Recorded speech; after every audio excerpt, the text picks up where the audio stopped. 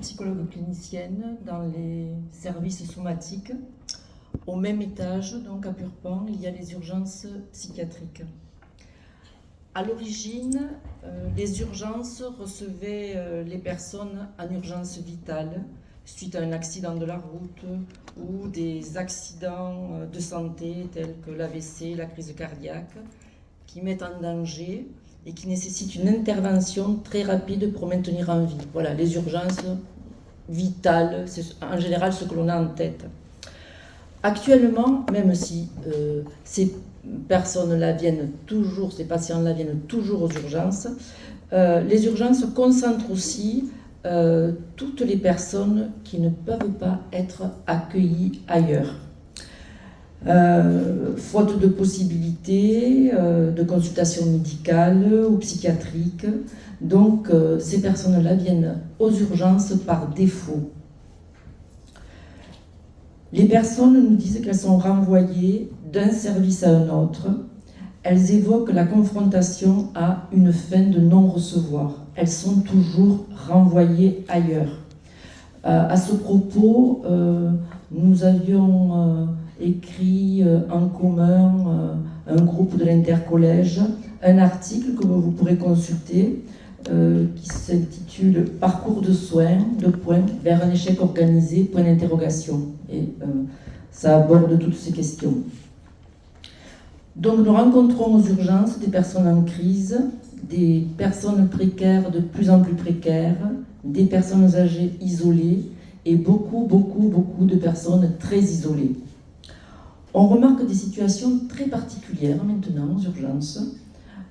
Par exemple, une personne qui vient solliciter une écoute suite à une rupture amoureuse. Vous voyez, on est bien loin des urgences vitales.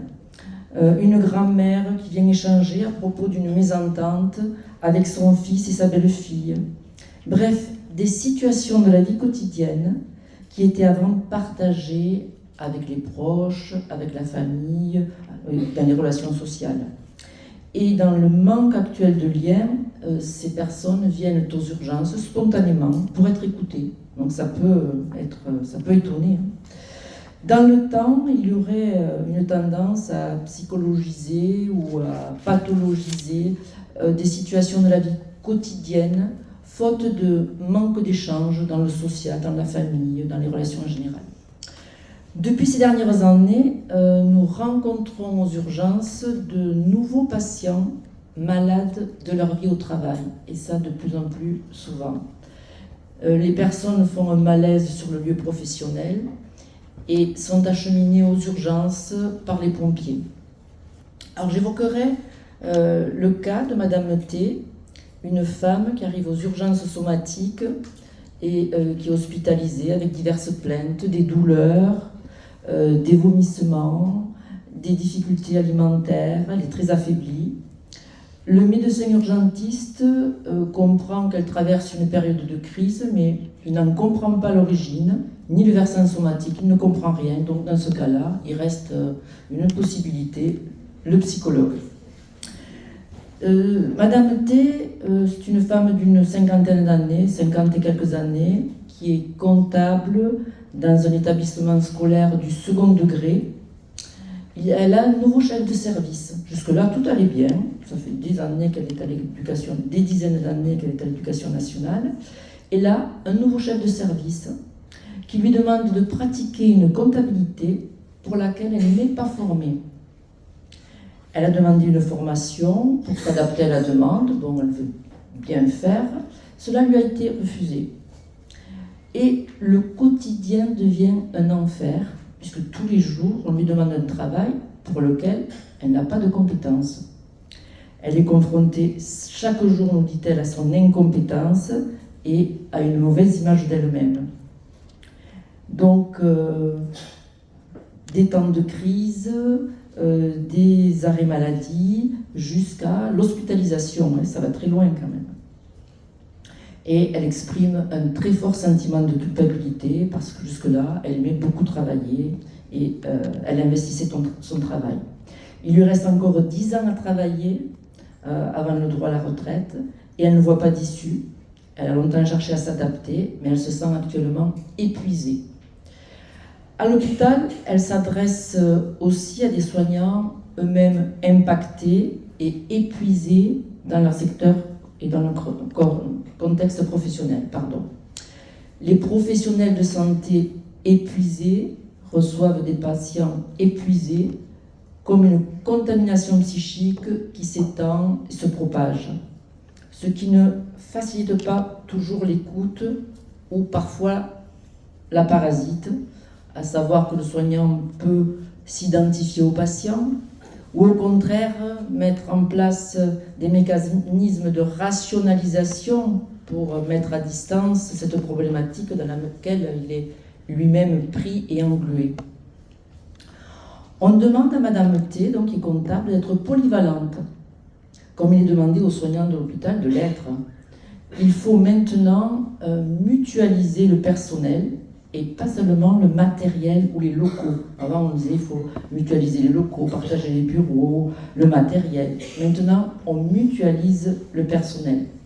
Dernièrement, j'ai rencontré des infirmières IBOD, c'est-à-dire des infirmières qui travaillent en salle d'opération, et elles m'expliquaient que parfois, même très souvent, elles travaillent avec des équipes qu'elles ne connaissent pas.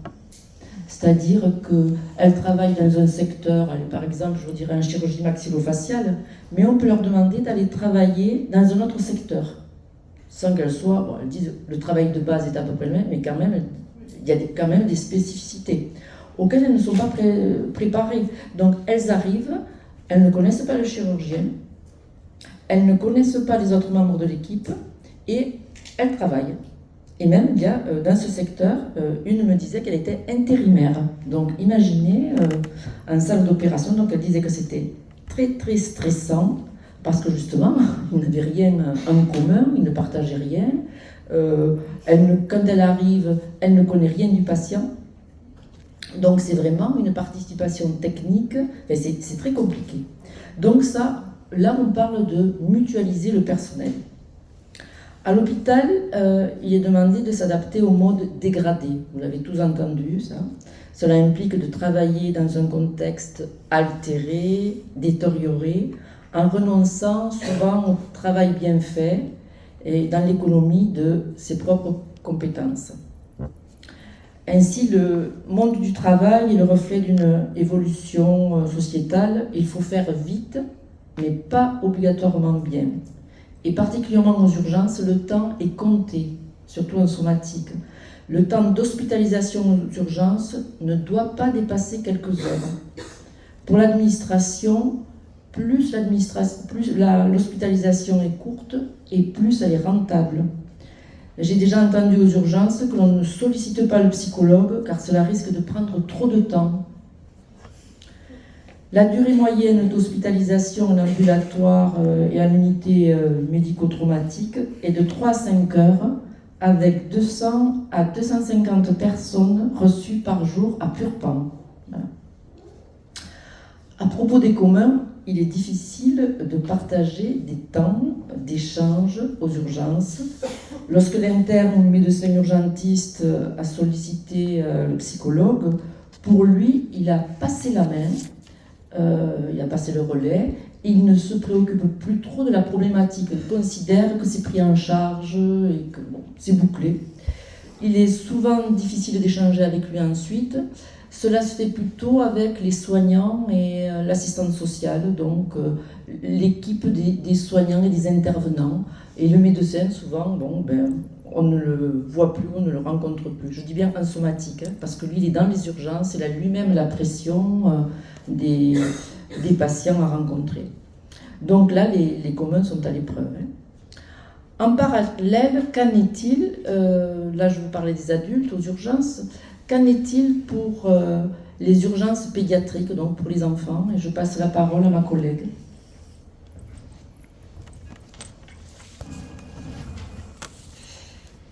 Oui, tout d'abord pour rebondir un petit peu sur ta dernière partie, je vais parler des urgences pédiatriques, mais déjà on peut noter qu'il n'y a pas de psychologue aux urgences pédiatriques. Moi, je fais partie de l'équipe de pédopsychiatrie. Je vais un peu parler du rôle de cette équipe à laquelle j'appartiens, mais je n'interviens pas directement aux urgences. Donc, les urgences pédiatriques sont elles aussi le lieu témoin des évolutions de notre société. Au-delà des prises en charge purement somatiques, bien sûr, il y a les tentatives de suicide et les maltraitances à enfants qui restent emblématiques du lieu. Mais depuis quelques années, on voit arriver de nouveaux tableaux cliniques qui viennent pointer les mutations et les défaillances de notre société. Des enfants mis à l'abri dans un contexte de violence conjugale. On enferme les parents. Où est-ce qu'on met les enfants? On les amène aux urgences. Les enfants fugueurs, les mineurs isolés, les adolescents se prostituant, mais aussi enfants et ados avec des pathologies psychiatriques comme l'autisme ou l'anorexie, et dont les parents, désespérés par l'absence de possibilité de prise en charge près de chez eux, viennent crier leur mal-être aux urgences pédiatriques. En parallèle, on observe une augmentation de situations semblant révéler une perte de sens sur le plan éducatif, tant du côté familial qu'institutionnel. Arrivent aux urgences pédiatriques des enfants de plus en plus jeunes, aux alentours de 5-6 ans, en crise, débordant de colère, s'en prenant de façon indifférenciée à eux-mêmes comme aux adultes qui en sont responsables. Ces adultes qui ne peuvent plus ou qui ne savent plus les contenir, les écouter, les rassurer. Donc moi, je suis psychologue dans l'équipe de liaison de pédopsychiatrie de l'hôpital des enfants de Purpan, où nous prenons en charge ces enfants en crise. Leur arrivée positionne souvent notre équipe sur une ligne de crête entre les limites de notre champ d'action et la prise en compte de la souffrance psychique de l'enfant et des adultes dont il dépend. L'hôpital, déjà résigné à prodiguer des soins dégradés, se retrouve dans l'obligation de pallier, sans ressources supplémentaires, aux difficultés éducatives des familles et des institutions, en accueillant, pour ne pas dire en recueillant, des enfants qui ne semblent pas malades et qui souvent se montrent apaisés une fois mis à l'abri du monde extérieur. Pour illustrer ce genre de problématique, je vais vous parler de Noé, 6 ans, qui est placé en MEX depuis 1 an. Noé fait dernièrement un premier passage aux urgences, un soir à minuit pour crise clastique. Il ne peut pas dire grand-chose de ce qui lui arrive, mais se calme assez rapidement lors de l'échange avec l'interne qui le rencontre. Il n'y a pas de préconisation de traitement ni de préconisation d'hospitalisation, mais la recommandation d'un suivi en CMP de secteur sera faite. Noé revient 3 jours plus tard aux urgences, toujours pour crise clastique. Là encore, il se calme assez rapidement et montre toute sa capacité à gérer sa frustration quand l'interne arrête les dessins animés qu'il regardait pour l'informer qu'il va retourner à la MEX. Cet interne va essayer de contacter la MEX et aura toutes les peines du monde à convaincre l'éducatrice de garde de venir chercher Noé, parce que Noé n'est pas le seul enfant dont elle s'occupe. C'est le week-end et voilà, elle a des difficultés à venir le chercher.